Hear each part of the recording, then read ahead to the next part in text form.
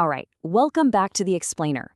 I am so pumped to have you here today because we are unpacking something absolutely foundational and honestly pretty exciting: the exact mechanics of how value is created in the market.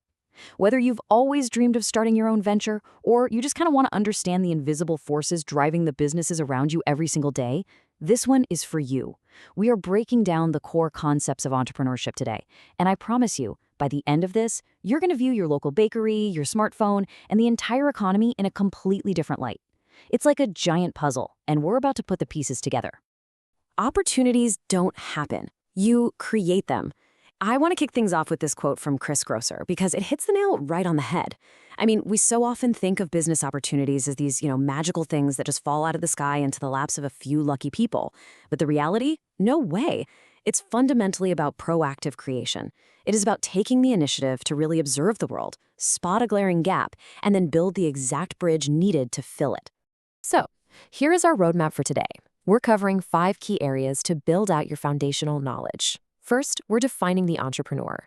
Second, we'll look at a real-world story with Priya's Cloud Kitchen. Third, we'll cover the wider impact of entrepreneurship. Fourth, the types of business activities. And fifth, we'll talk about your entrepreneurial future. Let's dive right in. Okay, part 1, defining the entrepreneur. So, what is an entrepreneur exactly? Let's take these classic textbook concepts and make them crystal clear.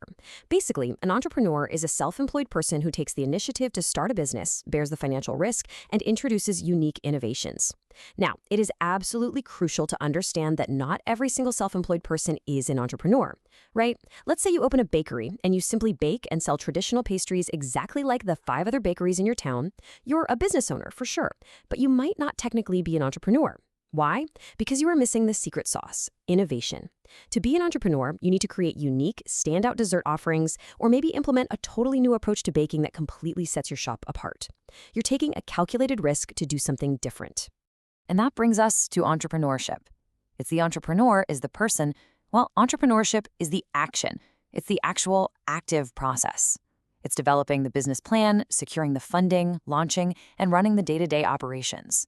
The whole goal of this process is to meet a specific customer need and obviously generate a profit while doing it.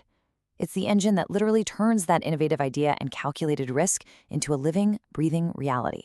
Finally, we have the enterprise itself. You can think of the enterprise as the bold project or venture that comes right out of that entrepreneurship process. But here is the really critical distinction. An enterprise addresses an unmet need in society. At its core, an enterprise isn't just some money-making machine. It's fundamentally driven by the desire to solve a real community problem. It takes risk, a ton of creativity, and using resources wisely to make a positive, tangible impact. To put this in perspective, just think about the places you go to buy things and the totally different mindsets required to run them. Take a small local cafe owner. They're self-employed, and they bear the massive financial risk of buying all the inventory up front. But because of that risk, they have total freedom. They can literally wake up tomorrow and decide to introduce a brand new delivery service or completely pivot their marketing. Now contrast that with an employee working at a large retail chain in a massive mall. They work for a corporate giant. They have limited freedom and have to strictly follow set procedures. The entrepreneur thrives on that freedom to introduce fresh ideas and create entirely new value. All right, moving on to part 2. Let's look at a real-world example: Priya's Cloud Kitchen. Priya's journey maps out the whole entrepreneurial process perfectly. It all starts with step 1, a need. Her family faced a sudden crisis when her husband lost his job during an economic downturn. That caused severe financial strain. But instead of freezing up, she moved right to step 2, recognizing opportunity.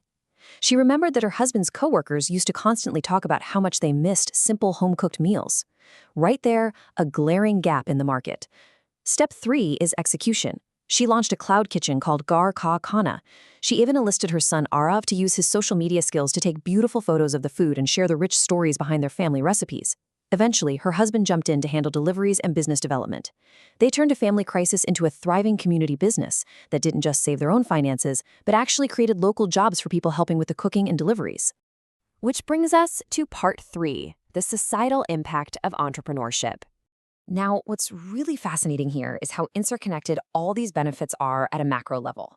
When entrepreneurs succeed, they drive economic development by circulating money and attracting eager investors. They drive social development by hiring people, just like Priya did in her town, but they also directly improve our standard of living. I love the example the source material gives for this. Imagine a village struggling with poor hygiene. An entrepreneur spots this gap, travels to the city, and brings back high-quality antibacterial soap to sell. The entrepreneur makes a profit, yes, but the villagers' health outcomes drastically improve. That's a total win-win. Finally, entrepreneurs drive optimal resource use, mostly because they are constantly looking to cut costs, which naturally leads to more sustainable, highly efficient practices. Another massive societal benefit: lower costs for everyone. Competition is a beautiful thing. When mobile phones were first introduced, they were an absolute luxury, costing around 30,000 rupees. But because entrepreneurs saw an opportunity, jumped into the market, innovated, and fiercely competed with one another, prices plummeted. Today, you can get a highly capable smartphone for as low as 5,000 rupees. The drive for profit and market share inherently makes vital technology more accessible to the wider public. It's a real game changer. Okay, part 4. Let's break down the types of business activities. To really understand the specific classifications of businesses you could start, let's introduce Maya. Maya is an 18-year-old with a deep, lifelong passion for painting. She recently had an exhibition, but kind of realized that surviving strictly as a traditional artist might be tough. She wants to stay connected to her passion, and check this out, that single passion can branch into 3 entirely different business models. She could start an art coaching center where her work is teaching kids and adults. She could open an art supplies store selling the actual paints and canvases. Or she could create an online art gallery to showcase and sell her finished pieces to a global audience. One passion, 3 totally different ventures. And those 3 ideas map perfectly onto formal business classifications. Broadly speaking, businesses fall into 3 buckets. First up, product businesses. This involves manufacturing tangible items or trading them, like Maya opening that art supply store. Second, service businesses, where you provide value through actions or expertise, like Maya's art coaching center. And third, hybrid businesses. These seamlessly blend both. An online gallery where she provides the service of curation, but also sells the physical product of the painting, fits right in here. Understanding these categories is super helpful because it helps you pinpoint exactly how you want to deliver your value to the market. And finally, part 5. Let's talk about your entrepreneurial future. The field of entrepreneurship is absolutely full of opportunities, but they're only there for those who are actively looking for them. Malcolm X said the future belongs to those who prepare for it today, and he was absolutely right.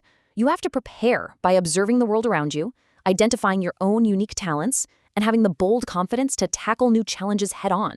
You literally have to go hunting for those unmet needs in society. So I'm going to leave you with this question to chew on. What gaps will you fill in the market? Think about your own community, your workplace, your hobbies. Where is there a disconnect between what people desperately need and what is currently available? Because let me tell you, that gap isn't just an annoyance, that gap is your exact opportunity. Start thinking about how your unique skills can provide a profitable, innovative solution. Thank you so much for hanging out with me on this explainer. Keep observing, keep innovating, and I'll catch you in the next one.